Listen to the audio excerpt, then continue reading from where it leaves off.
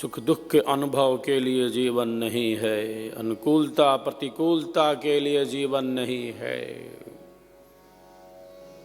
जो बीत रहा है ये भी बीत जाएगा, जो है ये भी नहीं रहेगा। जो अनुकूलता है या जो प्रतिकूलता है, जिसे हम सुखप्रद समझते हैं या जिसे दुखप्रद समझते हैं, वो सब कुछ बीत रहा है, बीत जाएगा। हर क्षण बदल रहा है और बदलता जा रहा है। कोई वस्तु स्थिर नहीं है। इसको साक्षी भाव से देखने का क्या प्रयत्न है? इससे उद्विग्न ना हो, विक्षोभ ना हो, मन में उद्विग्नता ना हो।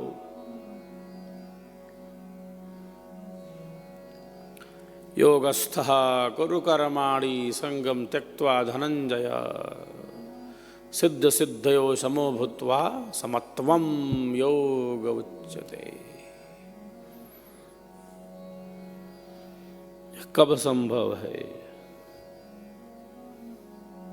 जो हमारी आंतरिक स्थिति ठीक है ना। हाँ एकदम ठीक चल रहा है। क्या ठीक चल रहा है भाई?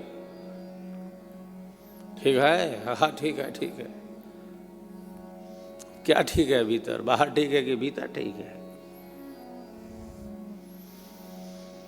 कैसी है वस्तु? जो वस्तु जैसी वो ऐसी है कि नहीं? मन ठीक है? बुद्धि का क्या समाचार है? अंतःकरण की क्या स्थिति है? क्या ठीक है? दिल में ईंटें तो नहीं भरी हैं, वाणी में कुछ तो नहीं है, मन में तो कुछ उल्टा ज्यादा नहीं घूम रहा। क्या ठीक है? ठीक क्या है?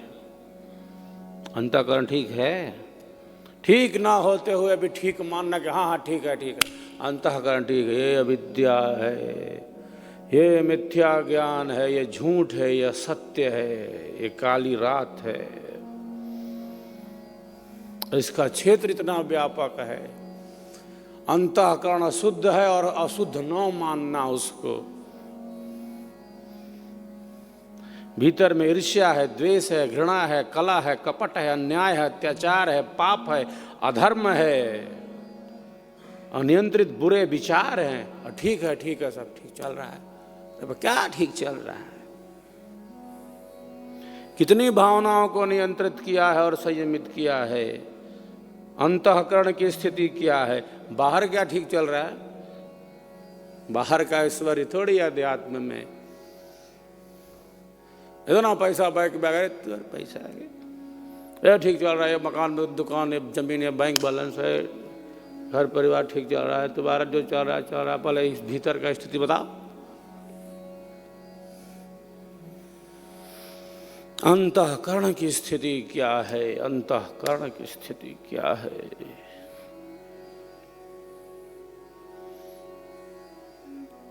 आंतरिक ऐश्वर्य।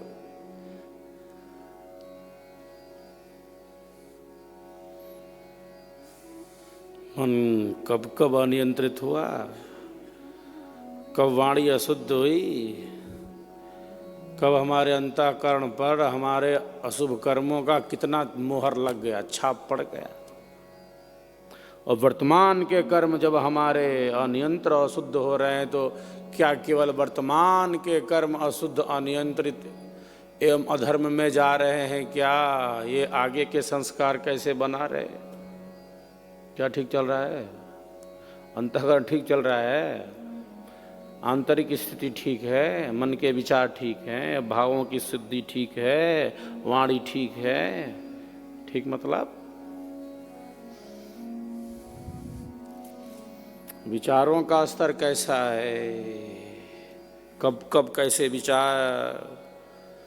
भावों की शुद्धि क्या है? अंतःकरण की स्थिति क्या है? कि बाहर के ठीक चल रहा है, भीतर का मामला क्या है? कूड़ा करकट तो नहीं भरा है?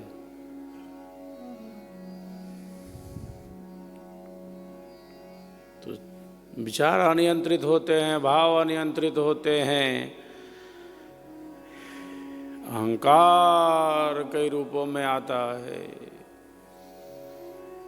मन विविध रूपों में स्वांग और ढोंग करता है, दृश्य दिखाता है, उसको चाहिए, ऐसा प्रलोभन देता है। इंद्रियां सुख चाहती हैं, इंद्रियां सुख चाहती हैं, और इंद्रियों का अधिपति मन है।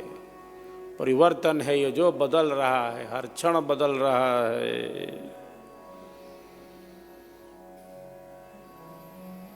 अध्यात्म आनंद का मार्ग है, इन सबसे परे आनंद का पथ है।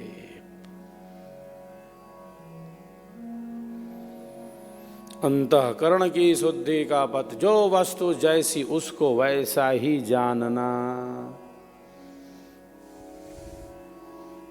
तो जान रहा है कि शरीर ही सब कुछ, संसार ही सब कुछ, ये भोग ही सब कुछ, ये पदार्थ ही सब कुछ, ये संबंध ही सब कुछ, ये बैंक, जमीन, धन, मकान, दुकान, गाड़ी, सब कुछ, तब मामला खराब। जो सब कुछ इन्हीं को समझ रहा है, इन भोगों को, इन जड़ पदार्थों को, इन भौतिक पदार्थों को ही सब कुछ समझ रहा है, तब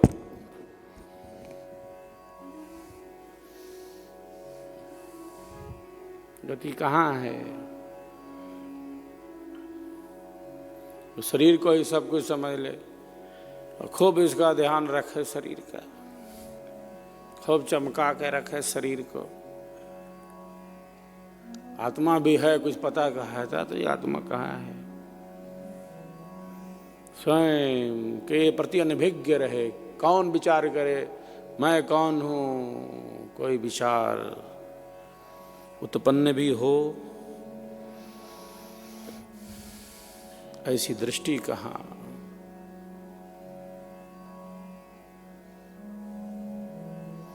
तो जो बंधन का अनुभव नहीं करता, तो बंधने नहीं जाओ, तुम फ्री हो तो तुम्हारे तो कोई बात है नहीं।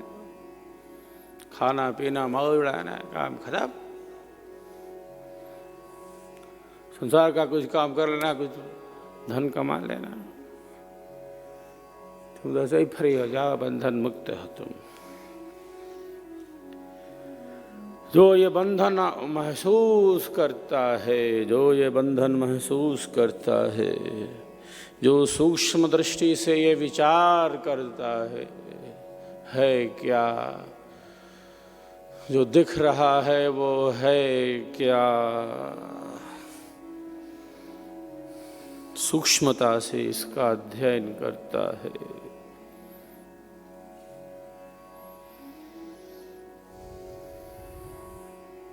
समस्त विषयों को, संसार के समस्त विषयों को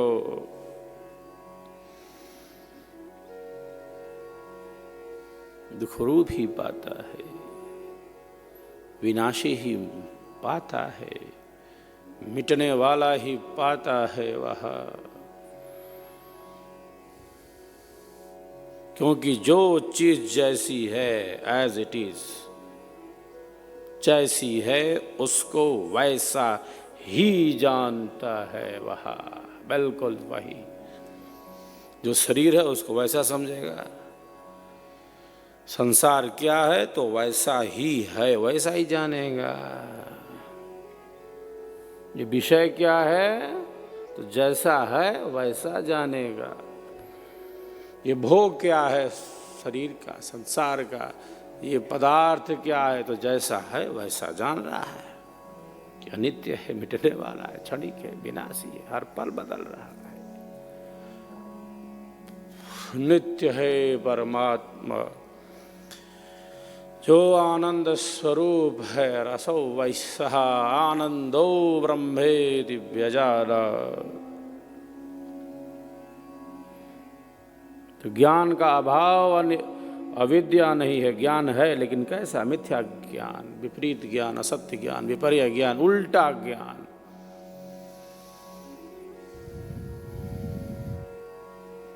इसी को अविद्या कहते हैं, जिसकी जड़ें बड़ी मजबूत हैं और विविध रूपों में है। यह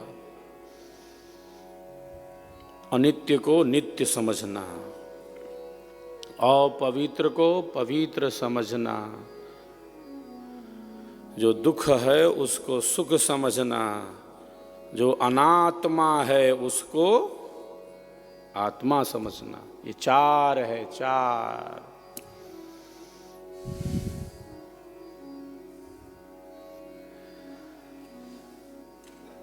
अनित्य को नित्य समझना,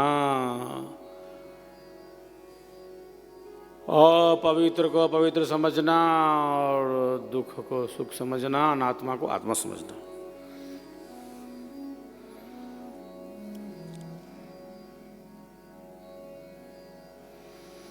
तो ज्ञान के समान पवित्र करने वाला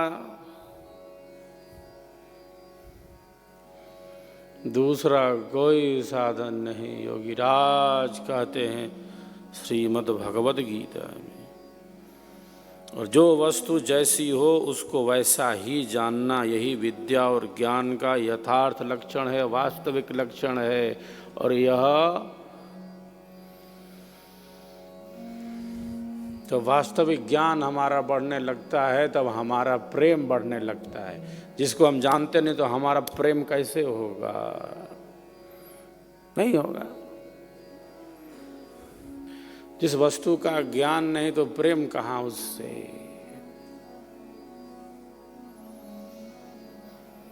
तो जैसे जैसे हमारा यह ज्ञान जो यथार्थ है यह बढ़ने लगता है, हमारा प्रेम भी बढ़ने लगता है। ज्ञान वृद्धि जो बढ़े, प्रेम बढ़त त्यों जाए। तत्व ज्ञान के अग्र में पूर्ण प्रेम दृढ़ आए। तो फिर जो मनोविकार हैं, जो कुछ भी ऐसा है जीवन में जिससे बाधा उपस्थित हो रही है, वो सब बाधाएं शांत होने लगती है। सब बाधाएं शांत होने लगती हैं। क्यों?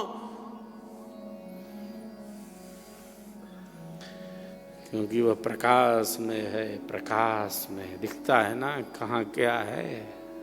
अंधेरा है तो भ्रम है, संशय है। अंधेरा है तो केवल अंधेरा ही थोड़ी है, वहाँ भ्रम है और संशय है।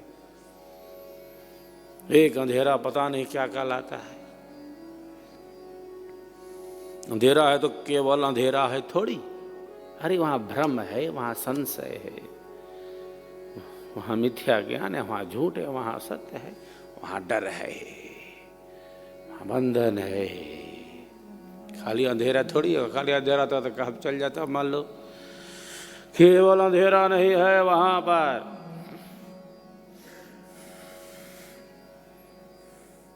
वहाँ भय है, वहाँ भ्रांति है, वहाँ संशय है।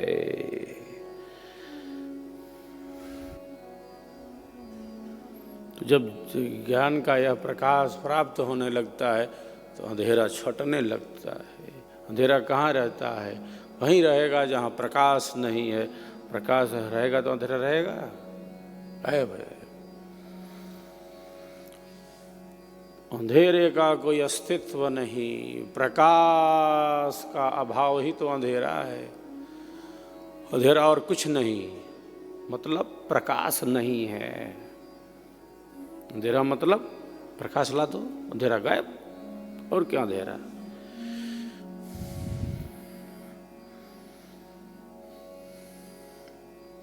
जीवन में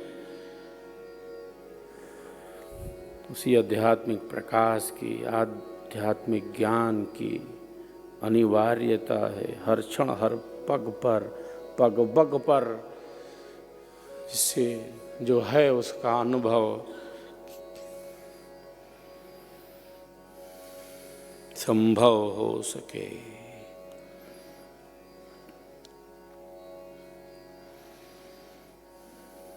तो पथी प्रकाश का है, आनंद का है, और हम सब गतिमान हैं इस पथ पर। सत्संग खूब खूब हो, सत्संगति, श्रेष्ठ जनों की संगति। भद्रम कर्णेभिः शृणुयाम देवः। कानों से भद्र भद्र सुनो, कल्याणकारी। उस पर विचार होना चाहिए। जो सुना केवल सुना ही क्या, फिर गए तो बाहर, हम भी बाहर, सब बाहर। ऐसा नहीं। जो सुना है तो केवल सुना है, और सुना ही थोड़ी, विचार किया है, उस पर चिंतन किया है, मनन किया है उस पर, धारण करने की तरफ बढ़ चले हैं। चरई वेति चलते रहो। असतो मा सतगमय तमसो मा ज्योतिर्गमय मृत्योरमामृतम गमय। मृत्यु से अमृत की तरफ चलते रहो। जो जो सुना है, केवल सुना थोड़ी है, सुनना है तो सुन लिया, काम खत्म, ऐसा थोड़ी। जो जो सुना है, जो जो सुना है, जिसका हमने श्रवण किया, विचार किया, धारण किया, उसे हृदय में, अंतरात्मा में धारण किया, उस पथ के हम अनुगामी हैं। आगम काल, स्वाध्याय काल, प्रवचन काल, व्यवहार काल,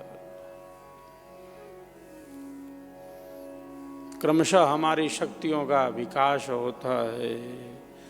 क्रमशः हमारी शक्तियों का विकास होता है। सत्संगति खूब खूब हो,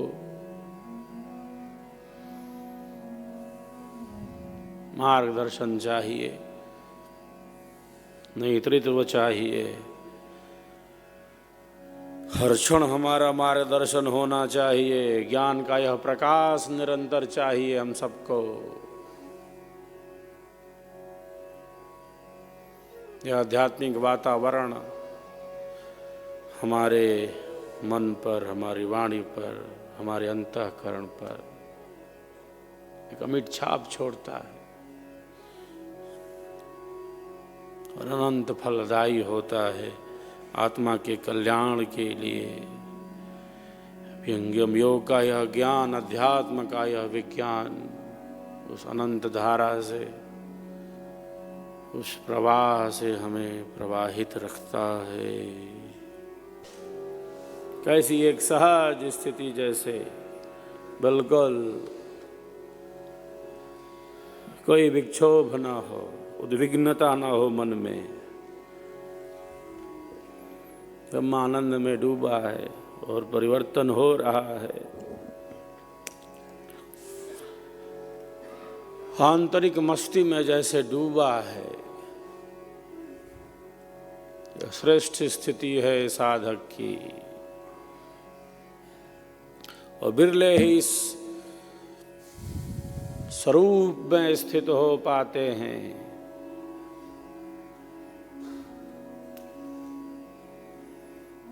तो जीना पथ है, सूक्ष्म से सूक्ष्म पथ है, रहस्यमय पथ है।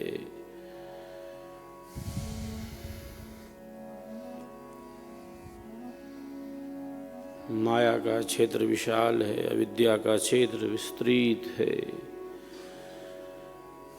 मन विविध रूपों में है।